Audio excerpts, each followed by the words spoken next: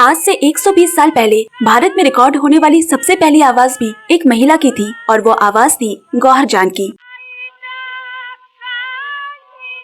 एक ब्रिटिश पिता और भारतीय माँ की बेटी। माँ ने इस्लाम कबूल किया और नाम रखा मलका जान और बेटी का नाम पड़ा गौहर जान, जो आगे चलकर हिंदुस्तान की पहली रिकॉर्डेड गायिका बनी। वो सिर्फ एक गायिका नहीं थी बल्कि उस जमाने की स्टार, आइकन और फैशन क्वीन थी। सोचिए, जब भारत में सोना 20 रुपए तौला मिलता था तब गौहर जान एक गाने के 3000 रुपए लेती थी। यानी उस दौर में जब एक परिवार की साल भर की आमदनी मुश्किल से 300 रुपए होती थी, गौहर जान एक गाने के पैसों में पूरा घर चला सकती थी। उनके हर कॉन्सर्ट में शाही ठाट होता, कपड़े, गहने और अदाएं सब उस जमाने के अखबारों की सुर्खियां बनते। यहाँ तक कि उन्होंने अपनी बिल्ली के जन्मदिन पर 20,000 रुपए खर्च कर दिए थे। वो दौर जब 20,000 रुपए में पूरी हवेली खरीदी जा सकती थी। गौहर जान ने सिर्फ गाना नहीं गाया बल्कि भारत की आवाज को रिकॉर्डिंग की दुनिया से जोड़ा। उन्होंने 20 से ज्यादा भाषाओं में लगभग 600 गाने रिकॉर्ड किए। उनकी आवाज इतनी मशहूर हुई कि उनकी तस्वीरें यूरोप के पोस्टकार्ड्स और माचिस के डिब्बियों पर छपने लगी। और सुनिए, जब बग्गी में घूमना सिर्फ अंग्रेज हुकूमत और वायसराय की शान होती थी,